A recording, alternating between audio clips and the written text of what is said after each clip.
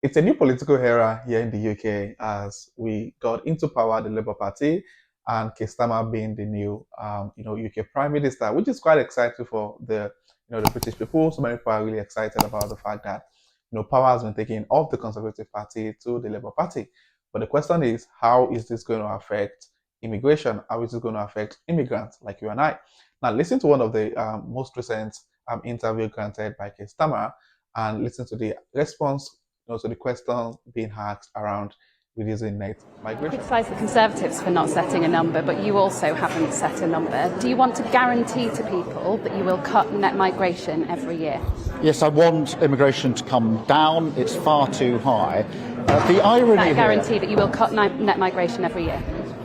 net migration is far too high. This government has lost control. It is now more than twice as high as it was when we were in the EU. That's the irony of it.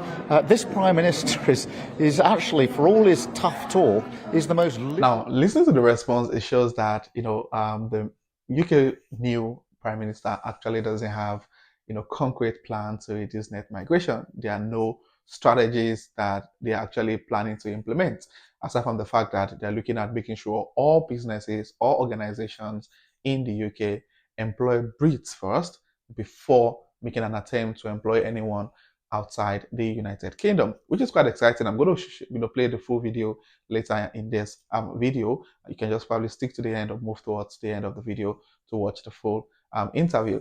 And to be honest with you guys, I think it's a good idea that the Labour Party is in power. At least we get to see the different strategy they're planning to implement.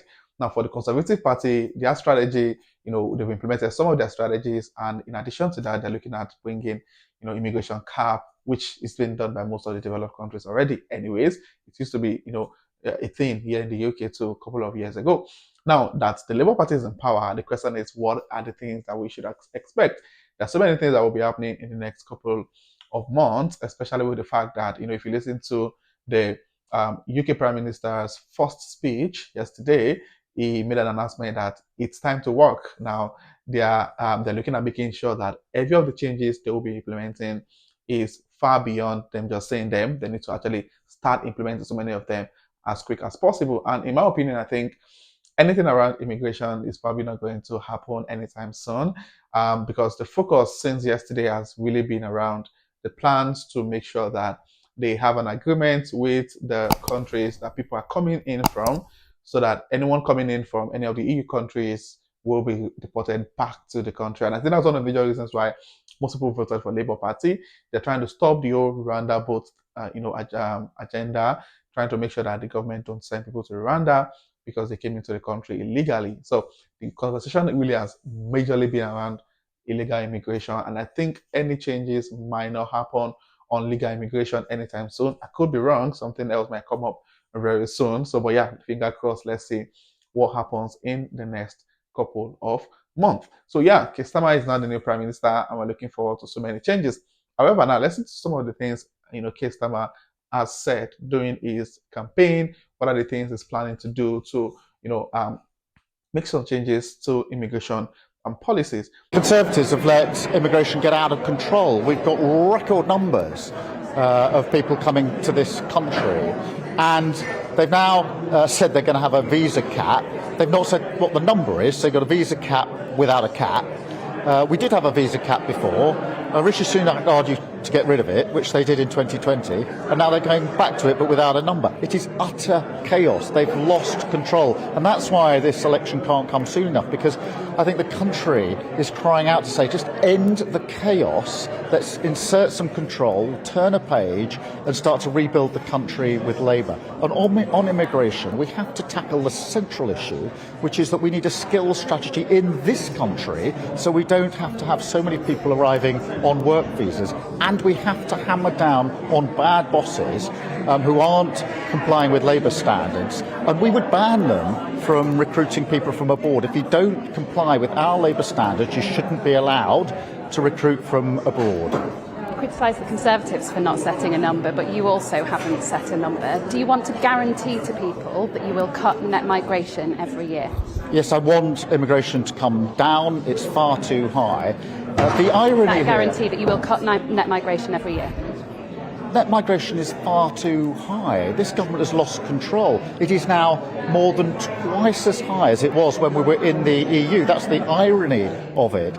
This Prime Minister is actually, for all his tough talk, is the most liberal Prime Minister when it comes to immigration. Those numbers have gone through the roof. They need to come down. Can you just say that you will guarantee that it will come down under a Labour government? They need to come down. We've got a plan to bring them down, but you can't wish them down. That's what the Tories are doing, just plucking numbers and wishing and hoping for the best. You have to understand why they're high. The skills strategy isn't here. We need to fix that, and we need to bear down on bad bosses who are undercutting Labour standards. That's what we would do.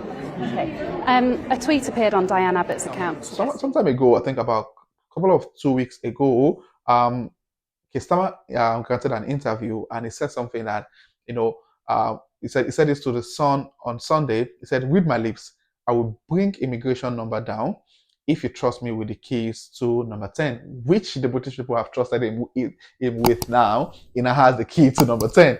And he says that, I will make you this promise. I will control our borders and make sure British businesses are helped to hire Brits first."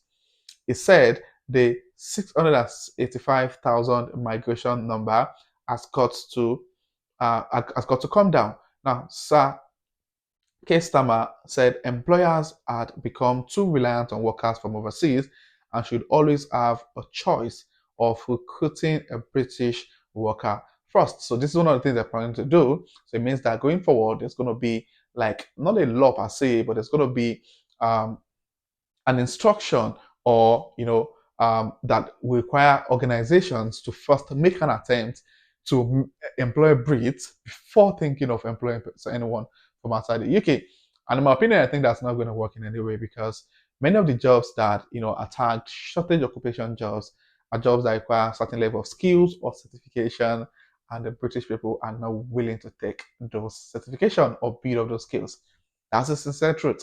Now, if you go, to so many organizations and they push out applications, they get to interview or vet those who applied. So if the British people don't apply and only the immigrants are applying, obviously the immigrants are going to get a job. So that's why when people say, oh, the immigrants are taking up their job, they're not taking up a job. It's financially reasonable for any organization to employ a Brit compared to employing someone from the overseas. It costs them more. It takes longer time for the recruitment process. So it just makes sense to employ someone who is already a British citizen, and you wouldn't need to go through all the whole paperwork of employing, someone outside the UK, sorting out their visa and all of those process. So yeah, but that's one of the plans for the Labour Party, which is going to be a long-term party, and I think it's a good news for immigrants. It means that there's really not going to be a concrete policy that will be implemented on cutting immigration anytime soon, because the first thing they will need to do is to, is to implement some strategies to upskill the British people. It is after the British people have been upskilled, that's when they can then become a potential candidate or potential employee for organization looking at employing people for certain roles. So yeah, it shows that many immigrants will still get access to some of these roles regardless of the Labour Party trying to implement some upskilling for the British people. And in your opinion, what do you think about this next government? Trust me, I'm one of the major followers of the whole UK election and UK politics. I watch most of their speech and manifesto a lot, and not just for any reason, just for my own information's sake, to make sure that every plan I'm making as an immigrant in the UK, I'm putting into consideration what is happening in the political space. Because trust me, anything in the political space here in the UK affect practically every aspect of one's life.